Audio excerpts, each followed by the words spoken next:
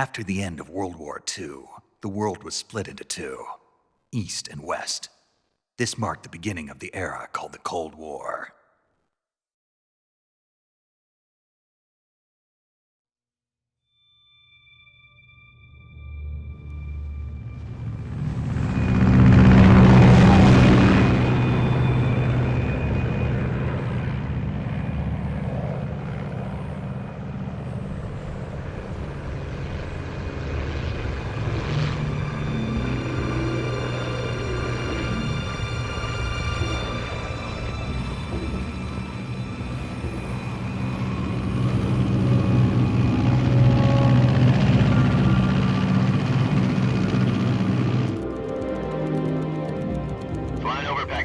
Altitude 30,000 feet. Approaching Soviet airspace. 20 minutes to drop off. Commencing internal depressurization. Equipment check. Arm main parachute. All right. You ready to go? Drop zone still showing a high pressure mass. Cav okay. Good. We've got high visibility.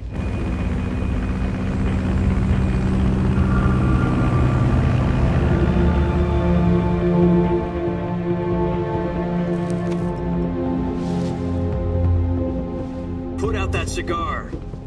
Connecting oxygen hose to interior connector. Put on your mask.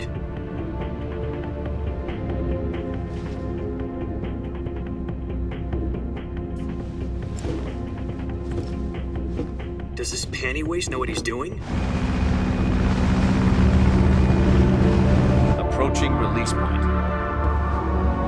10 minutes to drop off. Hey, are you deaf? He said put out the cigar and put on your mask.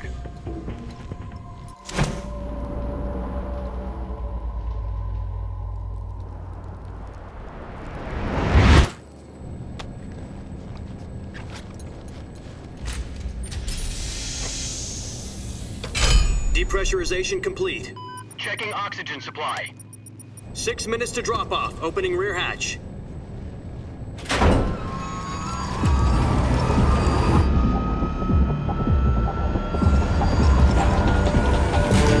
Sunrise.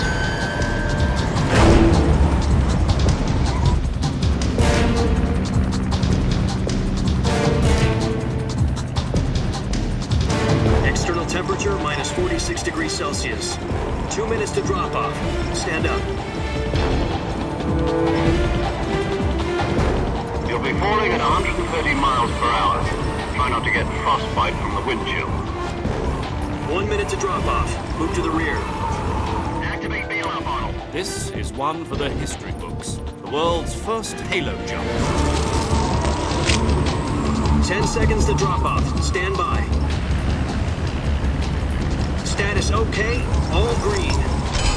Prepare for drop-off. Countdown. 5, 4, 3, 2, 1. Spread your wings And fly. God be with you.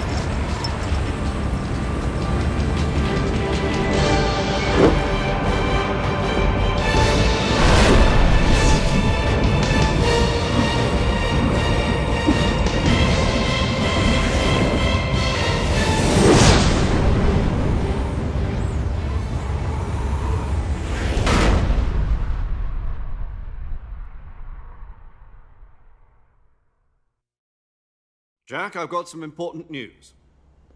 The head of the CIA has finally given us the green light for the virtuous mission. Virtual mission? No, the virtuous mission.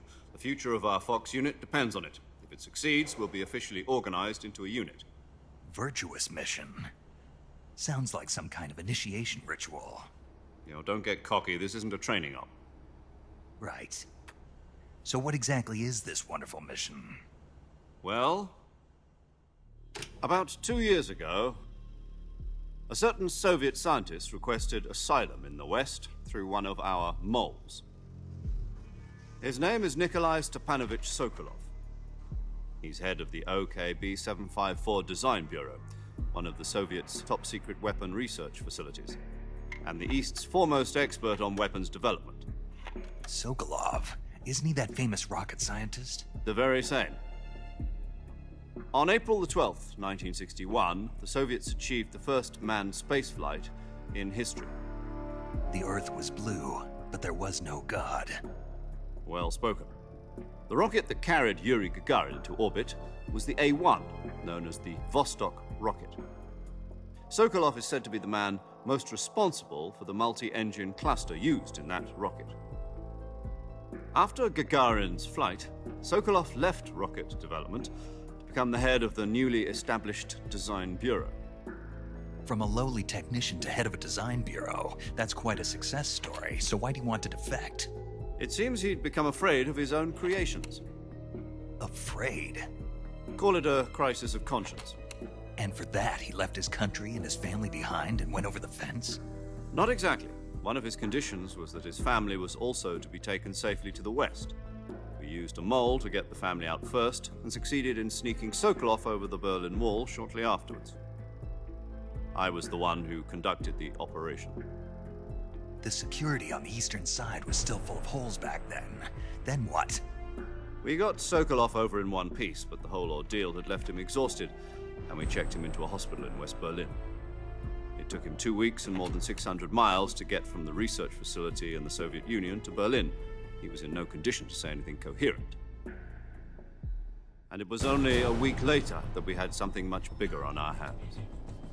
The Cuban Missile Crisis.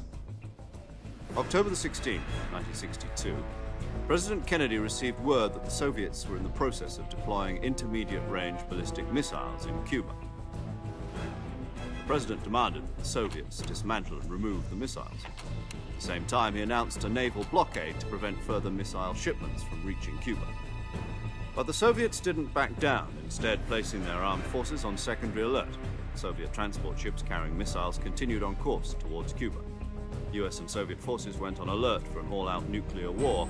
Frantic negotiations were conducted through the UN's Emergency Security Council and unofficial channels to end the hair-trigger standoff. Finally, on October the 28th, the Soviet Union agreed to remove its missiles from Cuba, and so the world avoided a nuclear holocaust. But in order to get the Soviets to pull their missiles out, we had to make a deal. You mean the one where the US agreed to remove its IRBMs from Turkey? No. The Jupiter IRBMs deployed in Turkey were obsolete, and we were going to get rid of them anyway. They had no strategic value whatsoever to either the US or the Russians.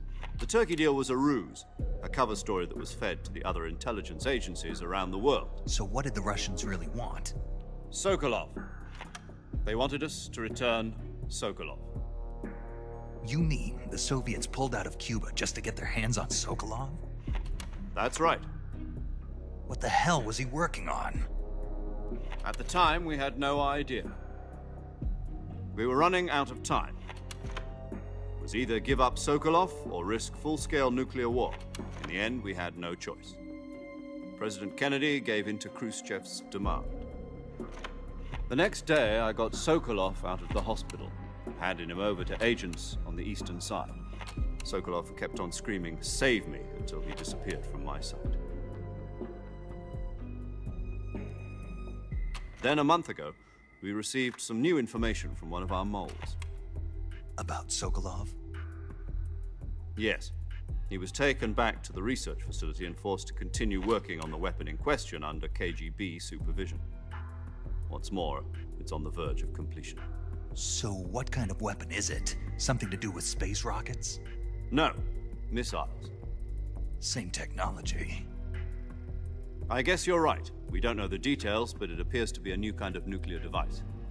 For half a year now, the Soviets have been conducting frequent nuclear tests at Semipalatinsk. Something to do with the weapon, I assume. We're talking about a secret weapon so big that Khrushchev was ready to pull out of Cuba to get it back. Is Sokolov still in the facility? No. According to our intelligence, he's in Selinoyarsk, a place in the mountains about 3 miles to the west that's known as the Virgin Cliffs. The Virgin Cliffs. Nice name for a virtuous mission. They moved him there just recently. Why? Apparently, they're conducting a field test of the weapon, but it's our best chance to get him back. This mission would never have been possible if he was still in the research facility. This is our last chance. Sokolov must have known that too when he contacted us.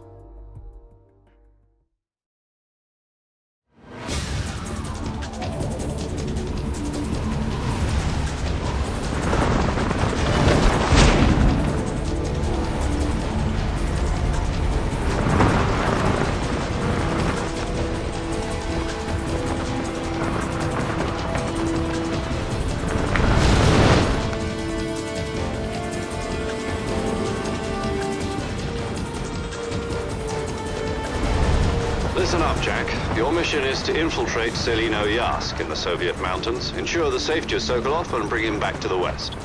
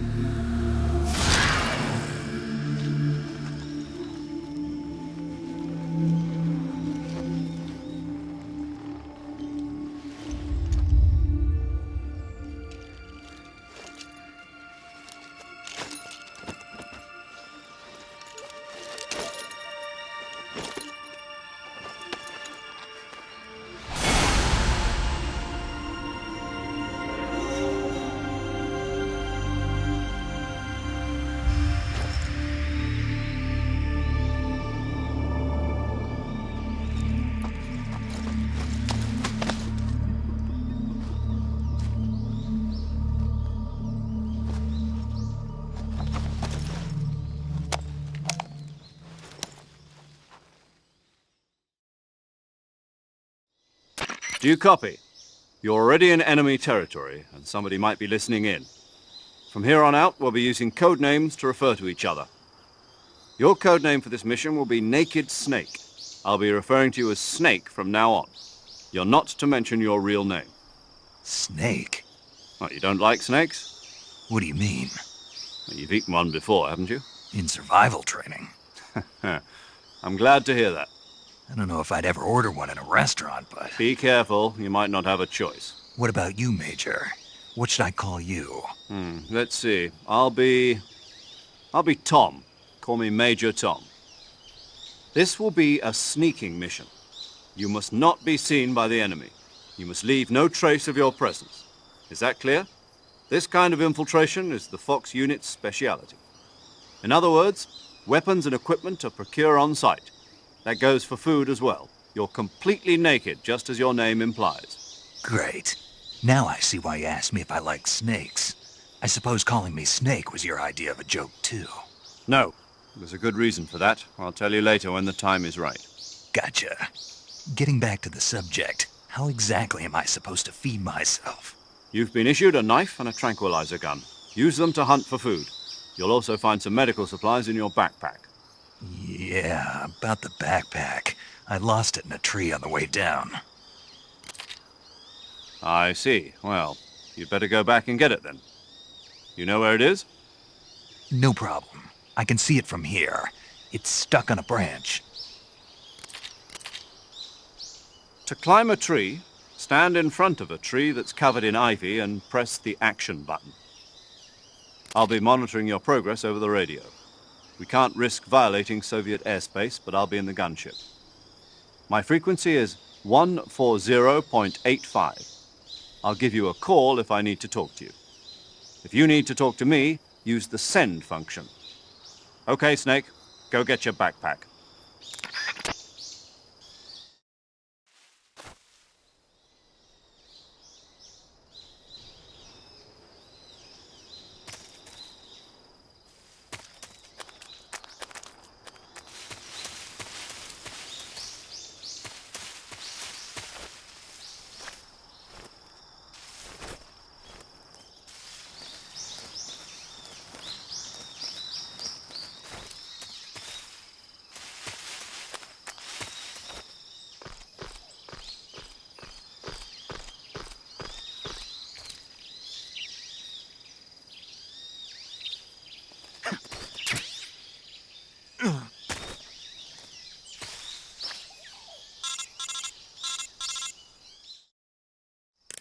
I see you've retrieved your backpack, Snake. To equip a weapon, it's necessary to take it out of your backpack. In the survival viewer, choose Weapon from the backpack. Your available weapons will be displayed in a window in the upper left. From that list, choose the weapon you want to equip and press the Enter button. For other equipped items, just do the same thing from item. Got it. Use the survival viewer backpack. Yep, that's right. Survival is fundamental to this mission. After you've been out in the field for a while, your stamina will start to drop. If your stamina gets too low, it'll affect your performance. You won't be able to shoot accurately, for example, and your wounds won't heal as smoothly. Keep an eye on your stamina so you don't run out. To recover lost stamina, you can hunt for local flora and fauna. You can use either your tranquilizer gun or your knife to hunt. My only weapon is a Mark 22 Hush Puppy tranquilizer gun? That's right. It's been fitted with its own suppressor. However, the suppressor will deteriorate every time you fire. Once its durability reaches 0, the noise suppression effect will be gone. So don't get too trigger-happy with it. The suppressor's durability is shown in the icon. Any weapons and equipment beyond what you're carrying now, you'll have to find as you go. I have to find my own weapons and equipment? Whose crazy idea was this anyway? Solo covert actions are standard Fox operating procedure. You can't leave any traces of your presence. No weapons, equipment, footprints, sweat, or bodily waste. The same goes for bullets and cartridges, too. Your presence in enemy territory is already a violation of international conventions of warfare. There aren't supposed to be any American soldiers in Russia. It could spark an international incident. You can't let anyone see you. You can't let the enemy know you're there. This is a stealth mission. You're a ghost, Snake, in every sense of the word. And there'll be no rescue if you're captured. The military and US government will deny any involvement in the affair. Then I'll just have to take care of myself, huh? I'm afraid so. You've been given a fake death pill for that purpose. SIS guidelines stipulate that soldiers on covert ops like this one be issued a potassium cyanide capsule. Tape it to your body so you can take it when you need to. How generous of you. Use it if you're taken prisoner by the enemy. It'll send you into a state of false death for a short time. Fooling them into thinking that I'm really dead. So how do I come back to life? Just take the revival pill. You mean that thing they put in my tooth before the mission? That's the one. But be careful. If you remain in a state of false death for too long, nothing will be able to bring you back. Remember that. I'll keep it in mind. You said this was a solo mission, right? Right. I guess that means I can't count on any reinforcements. Correct. The mission rests entirely in your hands. A real one-man army. Relax. There's a support team ready to back you up over the radio. Who? I'll introduce them to you. This time, survival is of utmost importance. The first member of the support team will be in charge of monitoring your physical condition, acting as a medic, so to speak, as well as recording your mission data. She's a member of Fox as well, and she's here on the gunship with me. She? Hello, Snake. I'm paramedic. Nice to meet you. Paramedic. As in a medic who comes in by parachute. Aren't you going to tell me your real name? Are you going to tell me yours, Mr. Snake? My name, huh? It's John Doe. And they call you Jack for short. You're a regular Captain Nemo. A name means nothing on the battlefield. After a week, no one has a name.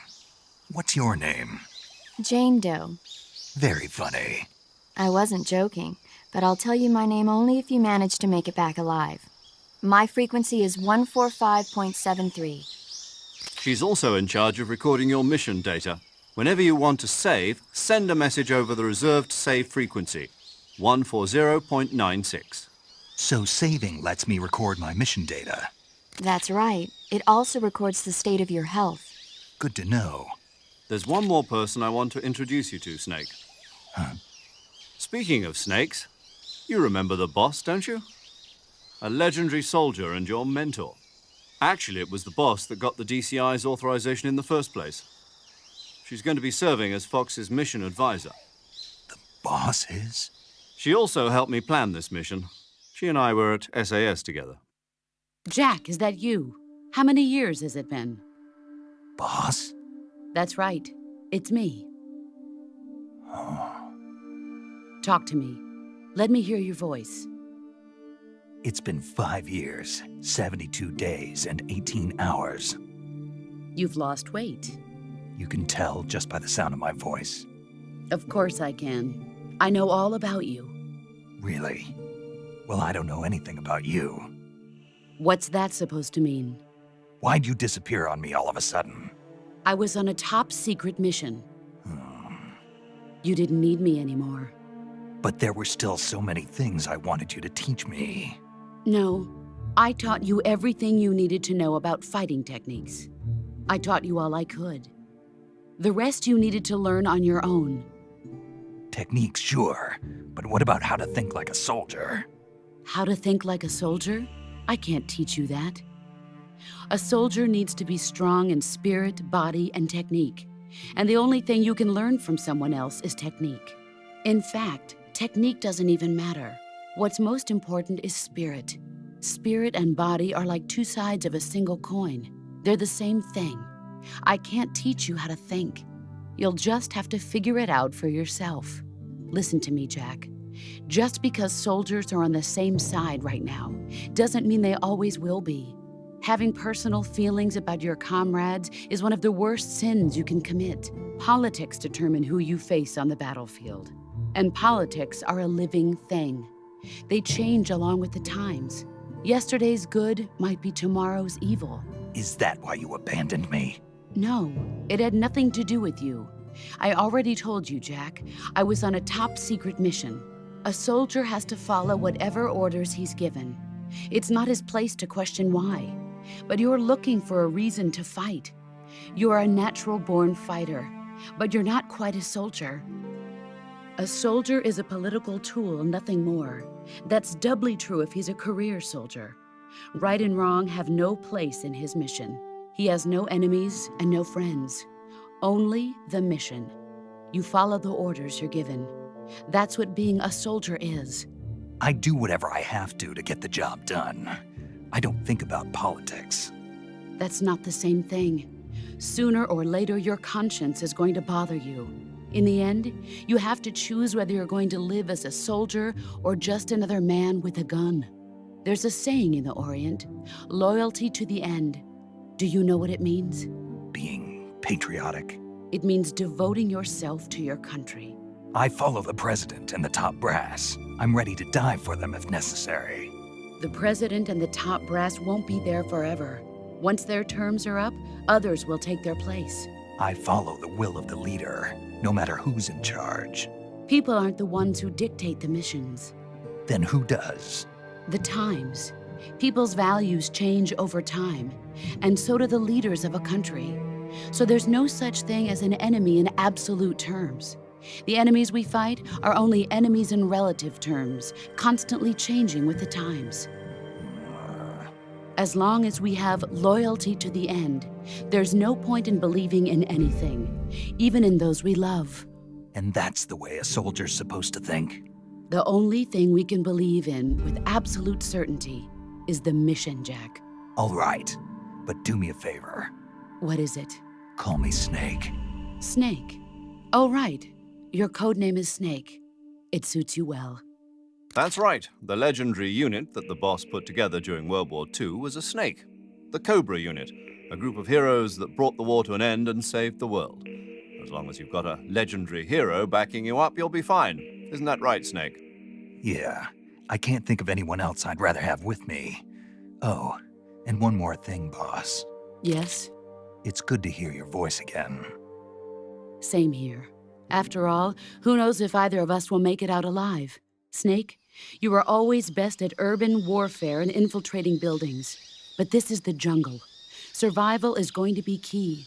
Those CQC techniques I taught you are sure to come in handy. CQC? Close quarters combat, huh? I've been in the Green Berets for the past few years. I'm probably pretty rusty. Not to worry. I'll be here to help you remember. After all, this is your first actual survival mission. I'll be supporting you over the radio. Where are you, boss? Next to the Major? The boss is communicating with us by radio from aboard a Permit-class submarine in the Arctic Ocean. My frequency is 141.80. Call me if you need my advice on battle techniques. Gotcha. Your mission is to retrieve Dr. Sokolov. Dr. Sokolov is being held in an abandoned factory located to the north of your current position. Avoid heavy combat and don't let anyone see you. Don't forget that this is a stealth mission. Snake, Try to remember some of the basics of CQC.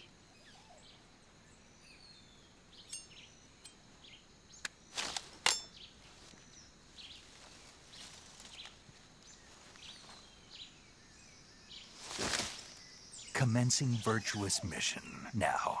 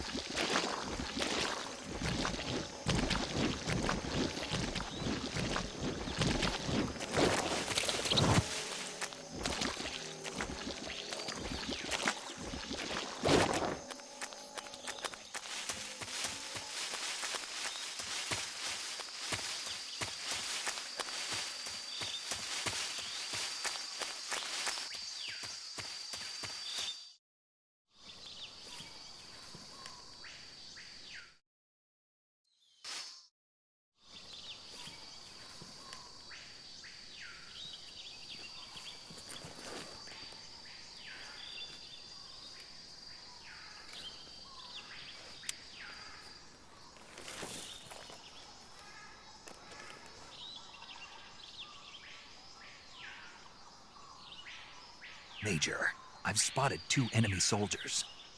They're probably KGB troops sent to guard Sokolov. AK-47s and grenades.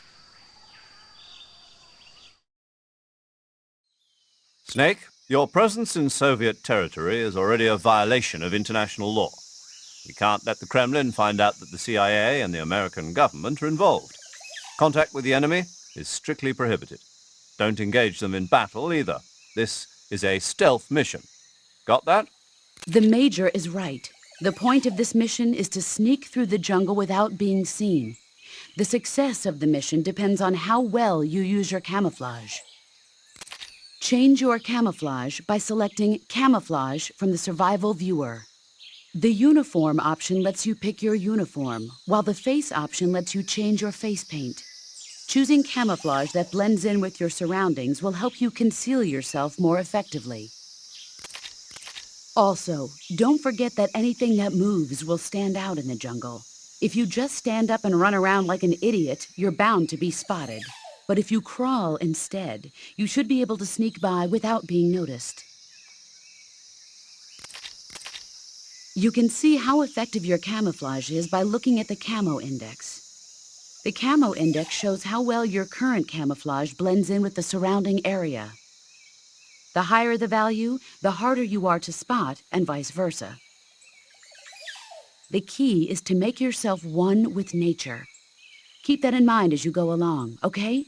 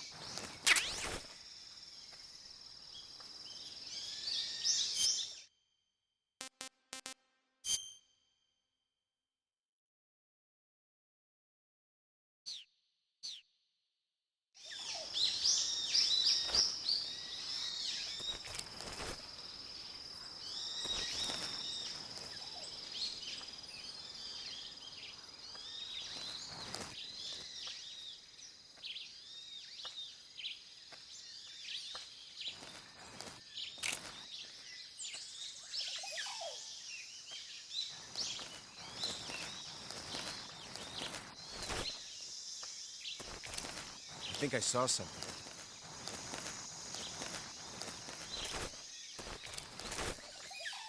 Huh. Guess I'm seeing things.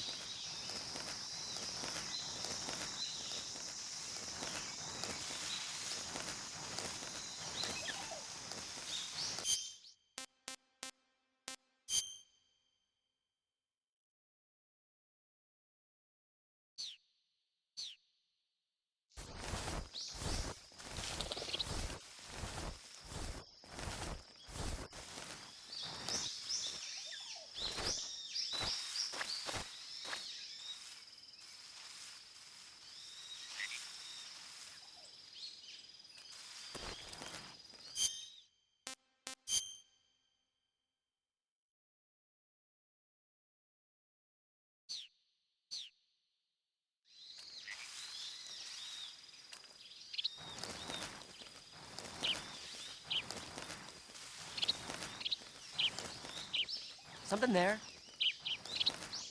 Huh? Who was that? Who's that? Radio, call HQ!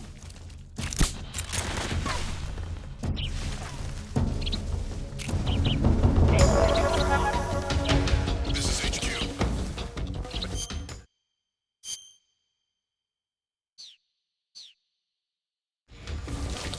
Enemy sighted. Requesting backup. Acknowledged. Sending reinforcements.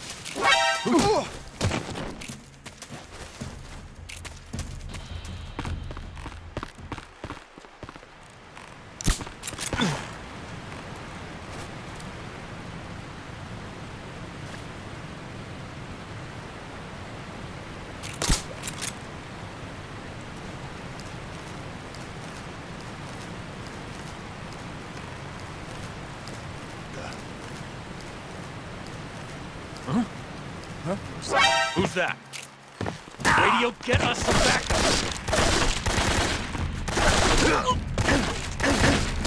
This is HQ.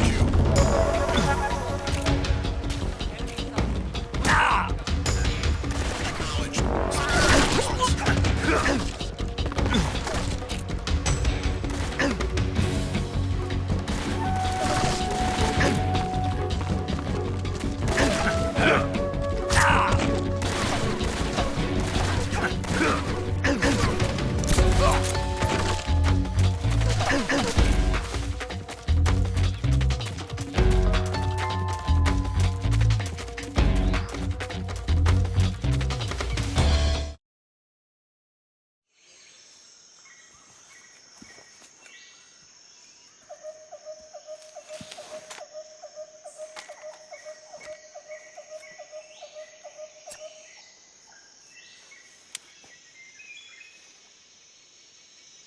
Major, I've reached the abandoned factory where Sokolov is supposedly being held.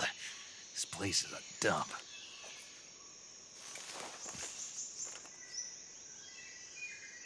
I can't see Sokolov from here. The security is pretty tight. There are sentries posted around the perimeter. I wonder how many are inside. Your objective, Sokolov, is inside the factory. They should be holding him in a room in the northeast section. Northeast section. Got it. Be careful. Your mission is to bring Sokolov back alive. He must not be exposed to any kind of danger. Do not approach Sokolov while in the alert phase. Right. Oh, and one more thing, Snake. You mean there's more? No, it's just that when you get to Sokolov, I want you to tell him something from me. And that is? Sorry for being so late. Is that all? Yes. Understood. Beginning my approach to the target.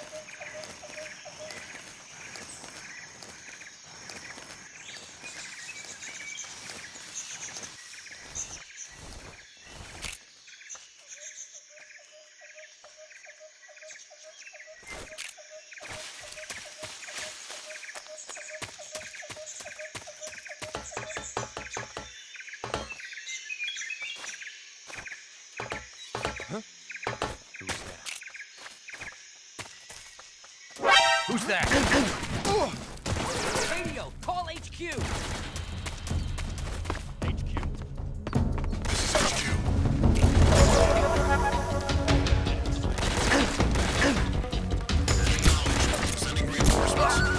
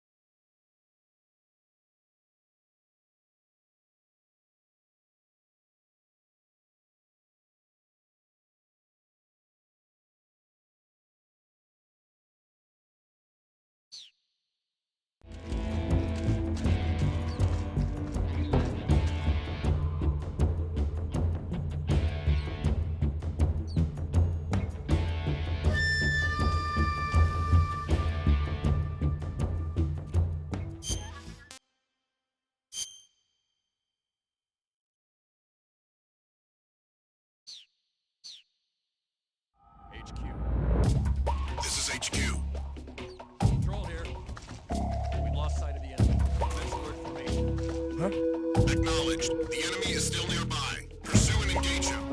Who's that? Radio, we need backup.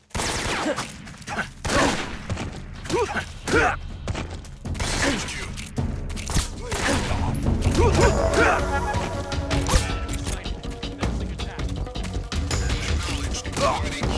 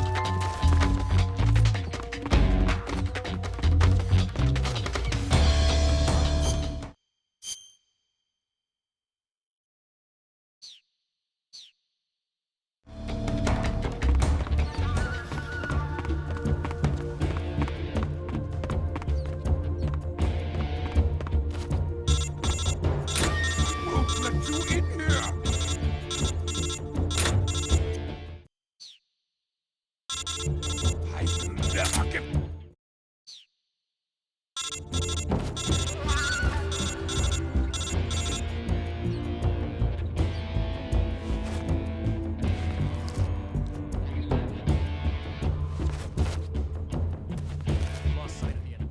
He's here somewhere.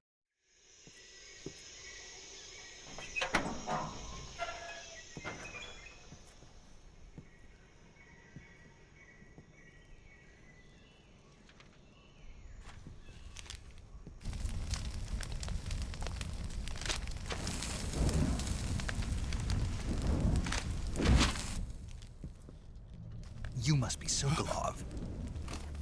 Are you one of Volgin's men? You'll never get it from me. No. I'm a CIA agent. I've come to escort you back to the other side of the Iron Curtain.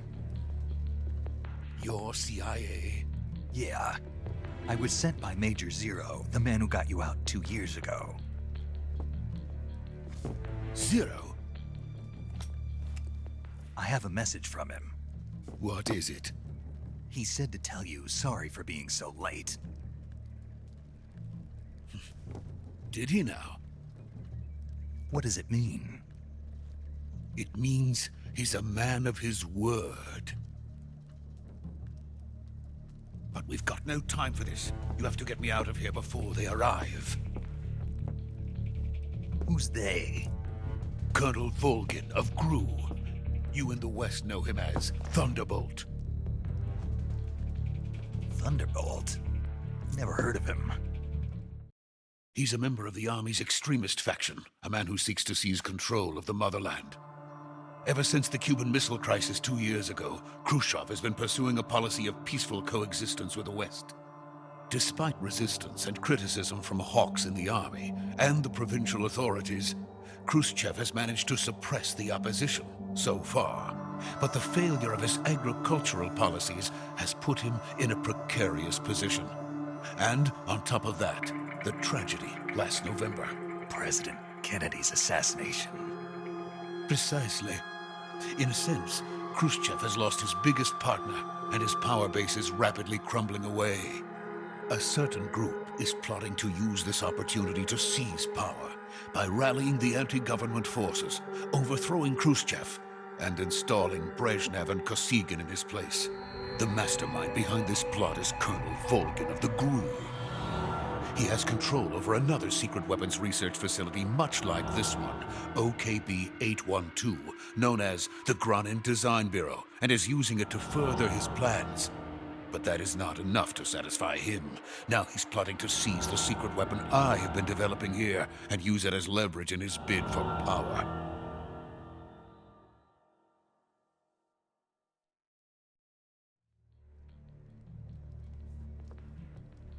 The intelligence says that they are going to make their move during the test.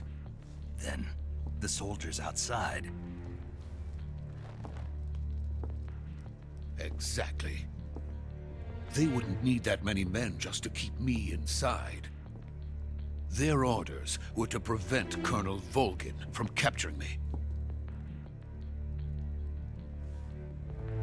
even if it meant killing me in the process, or so it would seem.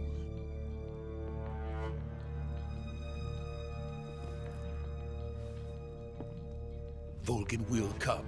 I'm sure of it. You must get me out of here before then. Leave it to me. By the way, your Russian is superb. Where did you learn to speak it? From my mentor. Is that so? America's truly a frightening country. Having second thoughts? No. I have no love for this place. Let's go.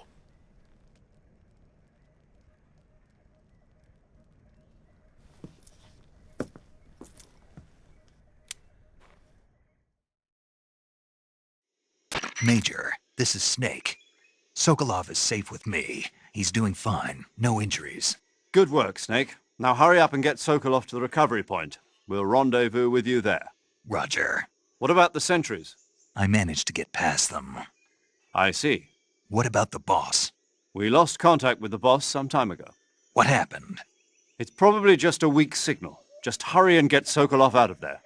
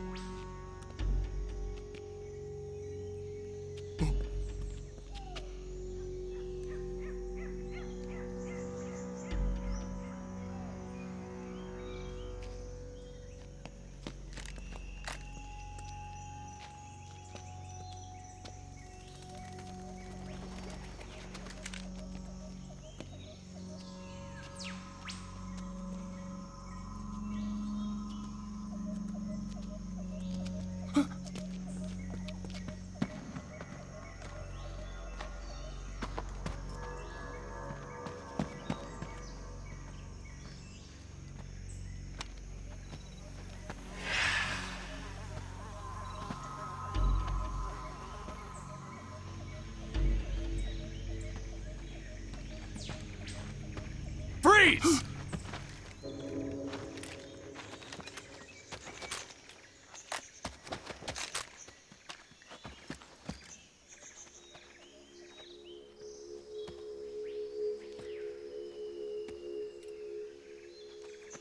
So this is the legendary boss. Huh?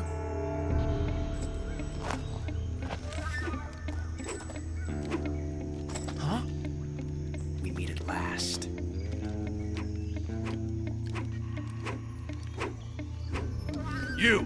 You're from the Ocelot unit of Spetsnaz. Huh. What's a GRU soldier doing here? Soldier?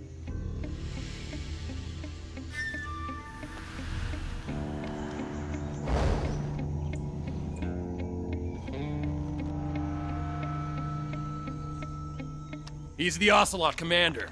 Ha! That's Major Ocelot to you. And don't you forget it.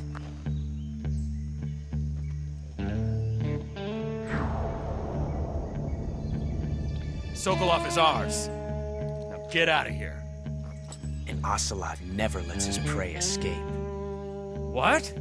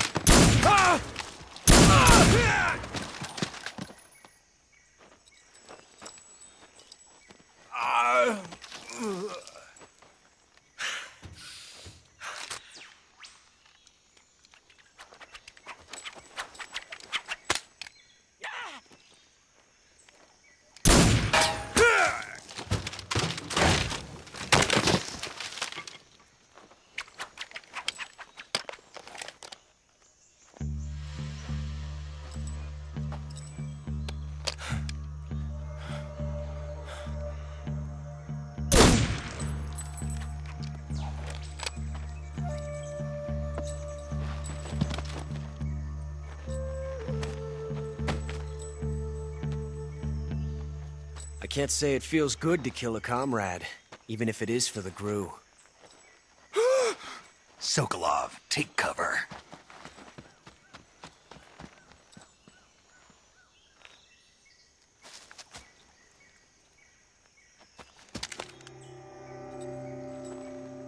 Huh.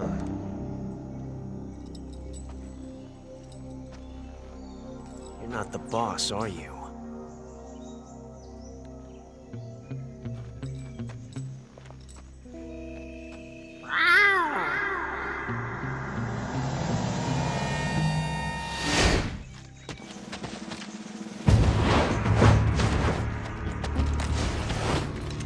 GRU operatives! What is that stance? Huh. That gun.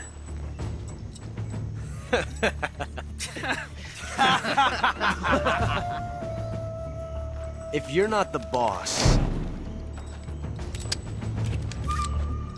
then die.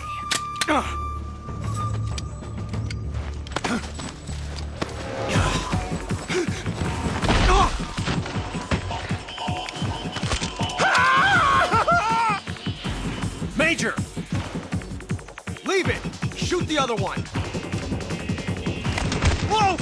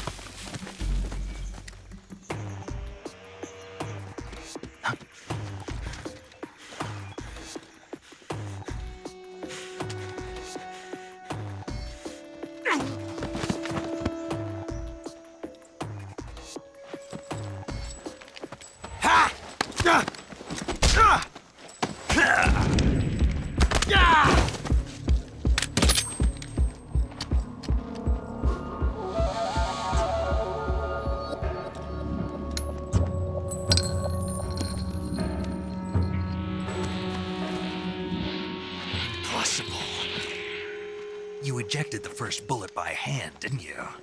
I see what you were trying to do. But testing a technique you've only heard about in the middle of battle wasn't very smart. You were asking to have your gun jam on you. Besides, I don't think you're cut out for an automatic in the first place. You tend to twist your elbow to absorb the recoil. That's more of a revolver technique. You filthy American dog!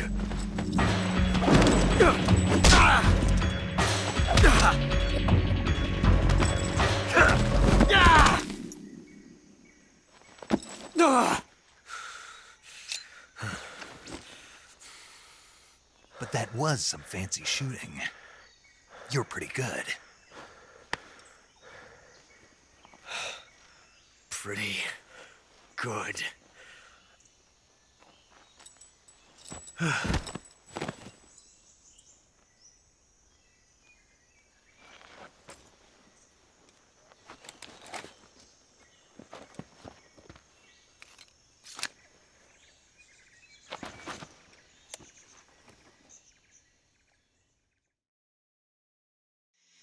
Major, do you read me?